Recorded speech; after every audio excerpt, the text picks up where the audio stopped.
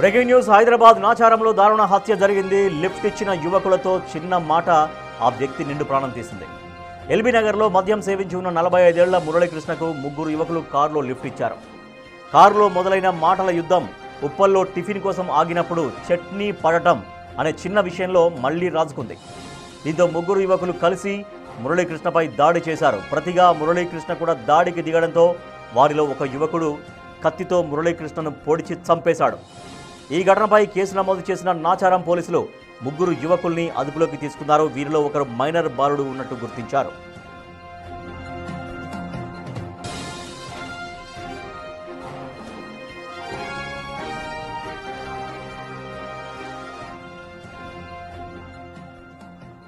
హైదరాబాద్ నాచారంలో దారుణ హత్య జరిగింది. లిఫ్ట్ ఇచ్చిన యువకులతో చిన్న మాట ఆ వ్యక్తి నిండు ప్రాణం తీసింది.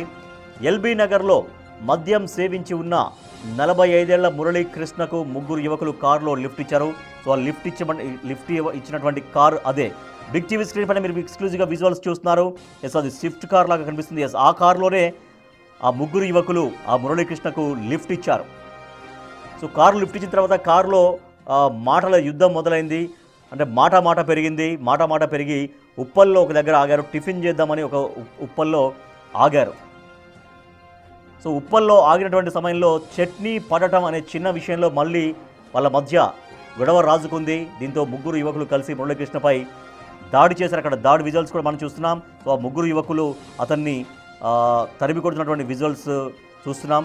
సో అది ఉదయం 4:19:25 జరిగినటువంటి ఆ విజువల్స్ మీరు బిగ్ టీవీ స్క్రీన్ పైన చూస్తున్నారు. సో మూడవ తారీఖు రోజు జరిగినటువంటి విజువల్స్ అవి చూస్తున్నారు. అంటే నిన్నగాక మొన్న ఉదయం 4 గంటల సమయంలో, ఉదయం 4:19 సమయంలో జరిగినటువంటి ఆ ఘటనకు సంబంధించిన విజువల్స్ మీరు చూస్తున్నారు. ఆ కారులో ఒక ముగ్గురు యువకులు మురళీకృష్ణ అన్నటువంటి వ్యక్తికి లిఫ్ట్ ఇచ్చారు. లిఫ్ట్ ఇచ్చిన తర్వాత వాళ్ళ మధ్య కొన్ని మాటలు చోటు చేసుకున్నాయి. ఆ మాటలు కాస్త కొంత ఒకరిపై ఒకరు ఘర్షణ పూరిత మాటల దాకా పెరిగాయి. దీంతో వాళ్ళందరూ ఒక దగ్గర ఆగారు. మళ్ళీ ఒక ఉప్పల్ దగ్గర ఆగారు టిఫిన్ చేద్దామని. ఆగిన తర్వాత అక్కడ మళ్ళీ ఆ టిఫిన్ చేసే సమయంలో కూడా చట్నీ పడింది అనేటువంటి ఒక మాటతోటి వాళ్ళ మధ్య మళ్ళీ మాట పెరిగింది. అంటే అప్పటికే వాళ్ళు కారులో ప్రయాణిస్తున్నప్పుడే మాటలు ఘర్షణపూరితంగా దారితీశాయి. తర్వాత అది అలాగే ఉన్న తర్వాత ఉప్పల్లో టిఫిన్ చేస్తున్నటువంటి సమయంలో కూడా మళ్ళీ మాటల ఘర్షణ పెరిగిపోయింది. సో దీంతో దాంట్లో ఆ ముగ్గురు యువకులు కలిసి మురళీకృష్ణపై దాడి చేశారు. ప్రతిగా మురళీకృష్ణ కూడా దాడికి దిగడంతో వారిలో ఒక యువకుడు కత్తితో మురళీకృష్ణను పొడిచి చంపేశాడు.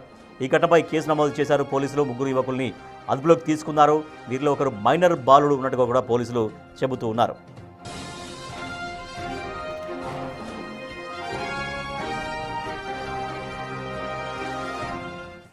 ఎస్, దీనికి సంబంధించిన పూర్తి సమాచారాన్ని మా ప్రతినిధి సురేష్ అందిస్తారు. సురేష్, అసలు ఆ ముగ్గురు యువకులు ఎవరు, లిఫ్ట్ ఎప్పుడు ఇచ్చారు, ఎక్కడ ఇచ్చారు, అసలు ఆ మురళీకృష్ణ ఎవరని చెప్తున్నారు పోలీసులు? ఈ ఘటన ఆలస్యంగా వెలుగులోకి వచ్చింది. 3వ తారీఖు అర్ధరాత్రి ఇన్సిడెంట్ జరిగింది. అయితే మురళీకృష్ణ ఎల్బీ నగర్లో వెయిట్ చేస్తున్న సమయంలో ముగ్గురు యువకులు స్విఫ్ట్ డిజైర్ కారులో అటునుంచి ఉప్పల్ వైపు వెళ్తుండగా లిఫ్ట్ అడగడంతో ఆ లిఫ్ట్ ఎక్కించుకున్న ముగ్గురు యువకులు మురళీకృష్ణతో పాటు ఉప్పల్ వైపు వెళ్ళడం జరిగింది. ఆ తర్వాత నాచారం వైపు కూడా వచ్చారు. అయితే ఉప్పల్లో టిఫిన్ చేస్తున్న క్రమంలో మురళీకృష్ణ సంబంధించి చట్నీ ఆ యువకులపై పడడంతో ఒక్కసారిగా ఘర్షణ మొదలైంది. ఆ ఘర్షణతో మురళీకృష్ణని కారులోనే తీసుకొని దూర ప్రాంతానికి తీసుకెళ్లి ఒక్కసారిగా దాడి చేసి ఆ తర్వాత కత్తితో పొడిచి హత్య చేయడం జరిగింది. దీనికి సంబంధించి పోలీసులు కేసు నమోదు చేసి దర్యాప్తు చేస్తున్నారు. ముగ్గురిని కూడా అరెస్ట్ చేశారు. అందులో ఒక మైనర్ బాలుడు కూడా ఉన్నారు. ముగ్గురు విచక్షణ రహితంగా అతన్ని పై దాడి చేసి కత్తితో పొడవడంతోనే మురళీకృష్ణ చనిపోయాడని చెప్పేసి కూడా పోలీసులు కేసు నమోదు చేసి ఈ సీసీ ఫుటేజ్ ద్వారా గుర్తించడం జరిగింది. ఇందులో A1 మహమ్మద్ జునైద్, అదేవిధంగా మరొక వ్యక్తి ఉన్నారు. దీనికి సంబంధించి మొత్తం ముగ్గురు వ్యక్తులను కూడా అరెస్ట్ చేసి రిమాండ్కి తరలిస్తున్నారు పోలీసులు. ఈ ఘటన ఆలస్యంగా వెలుగులోకి వచ్చింది. 3వ తారీఖు అర్ధరాత్రి తర్వాత తెల్లవారుజామున ఈ ఇన్సిడెంట్ జరిగినట్టు తెలుస్తుంది. ఒక్కసారిగా ఇలా గుర్తు తెలియని వ్యక్తుల వెహికల్ ఎవరు కూడా లిఫ్ట్ అడిగి ఎక్కొద్దు అని చెప్పేసి కూడా పోలీసులు చెప్తున్నారు. చిన్న వివాదం కాస్త ప్రాణాల మీదకి తీసుకొచ్చిందని చెప్తున్నారు.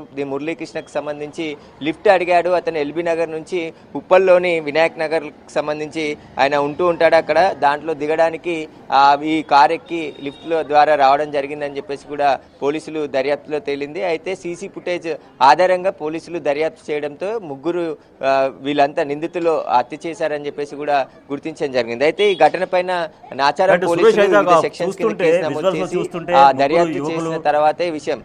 ఆ విజువల్స్ చూస్తుంటే ముగ్గురు చాలా టీనేజ్ అబ్బాయిలాగానే కనిపిస్తున్నారు.